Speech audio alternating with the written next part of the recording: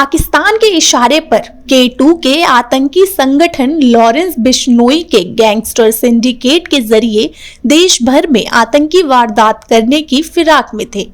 NIA ने अपनी chargesheet में इसका विस्तार से खुलासा किया है। राष्ट्रीय जांच एजेंसी यानी NIA ने बिश्नोई के खिलाफ 2 अलग अलग मुकदमे दर्ज किए हैं, जिनमें से एक में अदालत में चार्जशीट दाखिल भी कर दिया गया है, जबकि दूसरे मामले में लॉरेंस बिश्नोई का संबंध विदेश में बैठे आतंकी समूहों के साथ होने के आरोपों के तहत उसकी गिरफ्तारी की गई है। NIA ने अपने चार्जशीट में K2 यानी खालिस्तान और कश्मीर के आतंकी संगठन और पंजाब के गैंगस्टर सिंडिकेट के बीच के गठजोड़ का सबूतों के साथ विस्तार से खुलासा किया है। बता दें कि इसमें बताया गया है कि कैसे 700 सिंडिकेट सदस्यों के दम पर देश भर में आतंक फैलाने की साजिश हो रही थी। यही नहीं, ये भी बताया गया है कि मोहाली इंटेलिजेंस के दफ्तर पर हमला और टारगेट किलिंग खालिस्तान समर्थक आतंकियों के संकेत पर गैंगस्टर सिंडिकेट की मदद से की गई थी। इस पर गैर कानूनी गतिविधि रोकथाम अधिनियम के अलग अलग धाराओं के तहत आरोप लगाए गए हैं। और इतना ही नहीं, बता दें कि इस चार्जशीट में लॉरेंस के संबंध पाकिस्तान आधारित आतंकी संगठन बब्बर खालसा इंटरनेशनल के साथ होना बताया गया है। चार्जशीट में बताया गया है कि लॉरेंस के तार कई और दूसरे आतंकी संगठनों से जुड़े हुए हैं। बता दें कि NIA ने आतंकी संगठनों के संबंध रखने वाले गैंगस्टर की सूची में 14 नाम शामिल किए हैं, और वो है लॉरेंस बिश्नोई, काला जठेड़ी, जगदीप सिंह उर्फ जग्गू, सतविंदर जीत सिंह उर्फ गोल्डी बरार, सचिन थप्पन उर्फ सचिन बिश्नोई,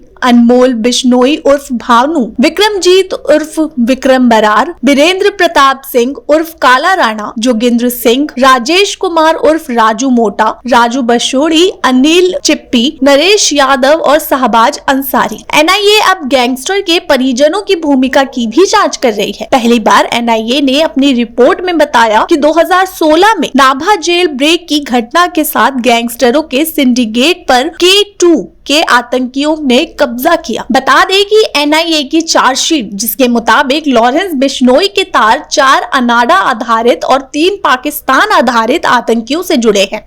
कनाडा आधारित जिन आतंकियों के नाम अर्शदीप उर्फ दला, रमनदीप उर्फ रमन जज, सखबीर सिंह संधू और हाल ही में मारा गया हरदीप सिंह निज्जर है, जबकि पाक आधारित आतंकियों में हरविंदर सिंह संधू, बाधवा सिंह उर्फ बब्बर और लखवीर सिंह है।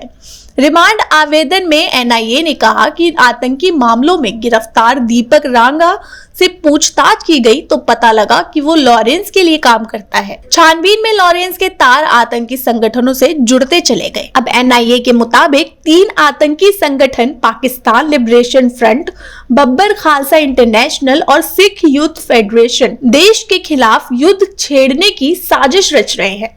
लॉरेंस बिश्नोई गैंगस्टर सिंडिकेट के 700 गुर्गे के माध्यम से देश भर में लॉरेंस भी हिंसा फैलाना चाहता है।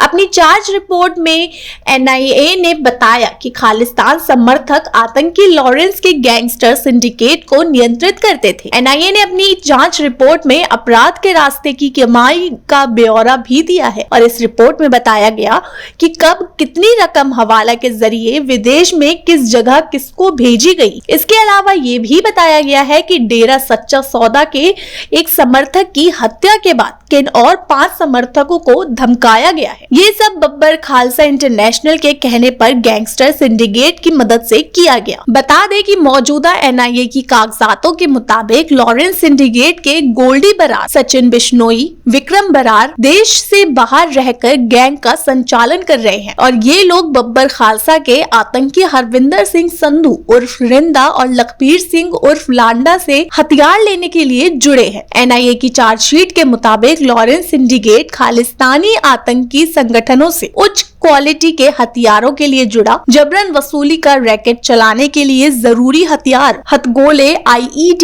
आदि देश में नहीं मिलते, इसलिए लॉरेंस सिंडिकेट ने रिंदा से हाथ मिलाया। रिंदा और लखबीर सिंह बब्बर खालसा इंटरनेशनल के चीफ बाधवा के दाएं और बाएं हाथ हैं। गैंगस्टर सिंडिकेट को अपने सदस्यों के भगाने और छिपाने के लिए विदेशों में बसे खालिस्तानी समर्थक आतंकियों से मदद मिलती है, जिसके बदले में आतंकियों के इशारे पर गैंगस्टर टारगेट किलिंग को अंजाम देते हैं। बता दें, एनआईए ने उन कागजातों में लॉरेंस गैंग के लोगों के नाम भी विस्तार से बताया है। इसके मुताबिक गोल्डी बरार और लॉरेंस गैंग के प्रमुख संचालक हैं, जबकि लॉरेंस का भाई सचिन गैंग के लिए युवकों की भर्ती करता है। दुबई से अनमोल बिश्नोई, विक्रम बरार और अमेरिका से दमन सिंह गैंग के फाइनेंस देखते हैं। लॉरेंस और गोल्डी बरार शिकार का चयन करते हैं, जिनको धमकाने का काम गैंग के विदेश में रह रहे दूसरे लोगों का होता है। लॉरेंस सीधे किसी शूटर से बात नहीं करता है। गैंग के प्रत्येक सदस्य के लिए काम निर्धारित है। एनआईए ने अपनी चार्जशीट में आगे बताया कि लॉरेंस सारे गैंग का संचालन जेल से ही करता है और उसने कई सालों से किसी भी मामले में जमानत के लिए आवेदन तक नहीं दिया। चार्जशीट में बताया गया कि लॉरेंस के गैंग के लोग देश भर में फैले हैं और इनकी संख्या 700 है, जिसमें से 300 पंजाब के हैं। आगे एनआईए ने दावा किया कि जांच में पता लगा है कि पिछले साल 10 नवंबर को कोटकापुरा में डेरा सच्चा सौदा के फॉलोवर प्रदीप की हत्या की साजिश गोल्डी ने रची थी और हत्या को अंजाम काला जठेड़ी के शूटर्स ने दिया था। इन हत्या के बाद लखबीर सिंह और रिंदा ने डेरा सच्चा सौदा के 5 और अनुयायियों को धमकाया था। काला राणा नाम के बदमाश ने लॉरेंस को 2019 में थाईलैंड के हवाले रैकेट चलाने वाले मनीष से मुलाकात करवाई थी। मनीष के थाईलैंड में कई नाइट क्लब और होटल्स थे। जबरन वसूली की रकम हवाला के जरिए मनीष के पास भेजी जाती थी ताकि सही जगह निवेश हो सके। एनआईए की चार्जशीट में रकम भेजने का ब्यौरा भी दिया गया है। चार्जशीट में आरोप लगाया गया है कि लॉरेंस और उनके गैंग मेंबर ड्रोन द्वारा पाकिस्तान से हीरोइन और हथियार भी मंगा रहे थे।